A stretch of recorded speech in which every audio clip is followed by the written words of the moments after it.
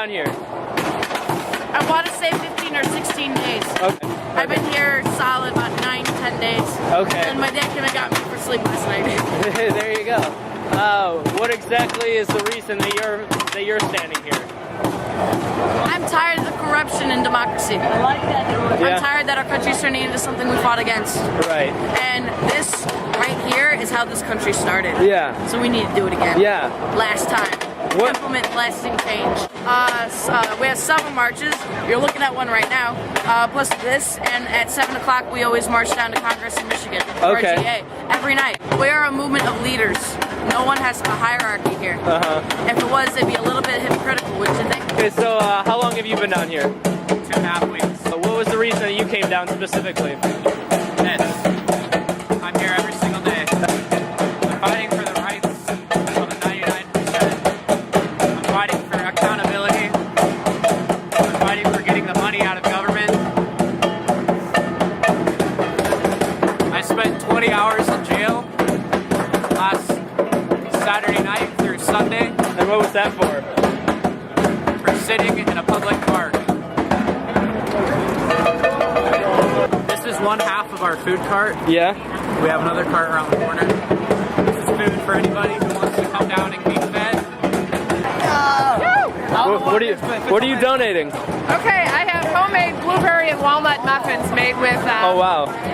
really nice organic ingredients. Not very many of them though.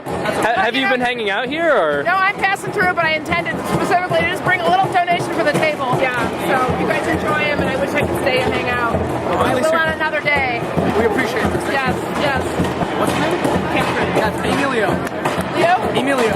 Emilio. Emilio what's Yeah. How often do people come down and donate food? I almost want to say like every hour, every 2 hours. Those are homemade. Yeah? I made those. Oh, you man. Yeah. So have you donated before or? No, but I had friends that came down on like a Saturday or two ago, and they brought like some sandwiches. Oh, and stuff. cool. And they hung out. I've gone to other movements and things. One thing I did have to ask was when you guys organized around Sirius Cafe, right in front of the Board of Trade, it hurt the business there. How do you guys feel about the fact that even though you guys are organizing for the 99%, you're also hurting the tips, and that's how those people make money, the wait staff? Problem is that we have, and I know this is going to sound a lot more heartless than I intend. Yes. So, this is the sacrifices we have to make for a revolution. I wish it wasn't like that. I really wish it wasn't like that. But hey, look at where we are, though. Yeah. We got the Federal Reserve Bank of Chicago, we got the Board of Trade, and we got Bank of America. We are here 24/7. We aren't leaving. The actual arrest did not split us up. It's the people who undermined our democracy after we voted to take the park. People got scared and backed down. That's what split us up. I was a part of the group. I chose not to get arrested, but I was actually almost arrested. When I had a mask over my face, a cop actually came up to me and he said, "Let me take care of that for you." He grabbed my mask from my face and pulled it down.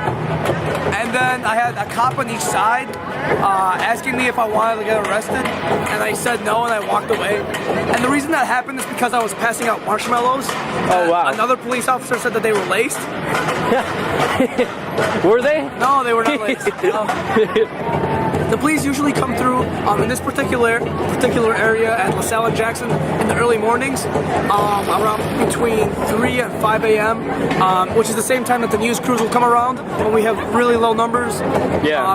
They show up at the perfect time. Oh, do you think they plan that on purpose or? Yeah, and they will come and they will interview a few people and then show like the numbers in the background, like 5 to 10 people. Yeah. And they're literally all the way down there. Hey man, I don't know who you are. I've been out here since the third day. Third day? Yeah, when I came down here, I didn't plan on staying for that long. Oh yeah? But I ended up sleeping here for 7 days and 7 nights. Oh wow. Yeah, through there was rain, it was cold, my feet were so wet I had to dry my socks in the McDonald's, oh, wow. drying machine. But what I always say is that if you want a serious movement, you're going to need dedicated and disciplined individuals. Over here. As a donation. Thank you very much. Absolutely. Cups, paper plates, utensils, some canned food. What else do you guys need? Well, number one, we need people. Number two, we like pizza. Do you guys need like heating things or anything like Yes. that? Like I've got like for like catered meals with like little things that you light. I've got like dozens of those. That'll be perfect. Okay. And then some heating things. Along if you can get any like a megaphone or walkie-talkies or anything like that. See what I can do. Also just, you know, networking like on Facebook. Do you actually follow me on Twitter? I follow the movement. We are all sheep. That's my Twitter. Sheep. We are all sheep. We had a lot more stuff set up until the cops came and they asked us to be a mobile. Right. And the important thing is that we have, you know, an exponential growth. Like when I got here on the third day, we had maybe 20 people. We had 300 people occupying all of State Street. Just massive civil disobedience, completely spontaneous, and the cops didn't do anything. Really? Yeah. Then we went and we marched on to the Pritzker Pavilion stage, and then we had our assembly there. The vast majority of the times we try and plan it, and you know, spontaneity is a great thing. It's like especially with that night, you know, it worked because it was spontaneous. Yeah. But we want to get it, you know, perfect as well. So if you want to occupy something, there'll be like a planned process. Okay. So even though like we're leaderless, you know, the fact is that's actually hey, that's actually a way of saying that we're all leaders. Yeah. Because we're all a part of this democratic process.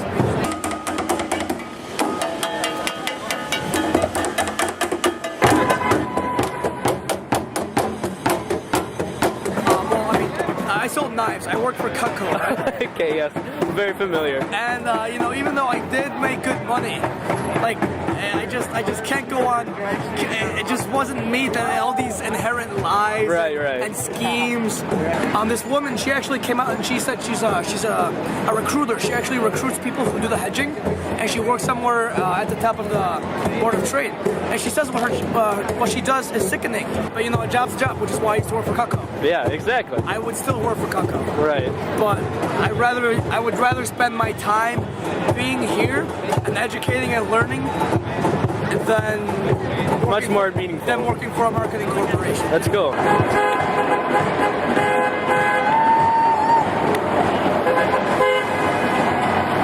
I think this is like maybe my 6th or 7th time. Okay.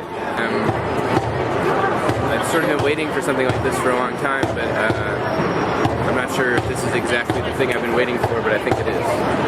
It's at least worth a shot, right? Worth hanging around and seeing what happens.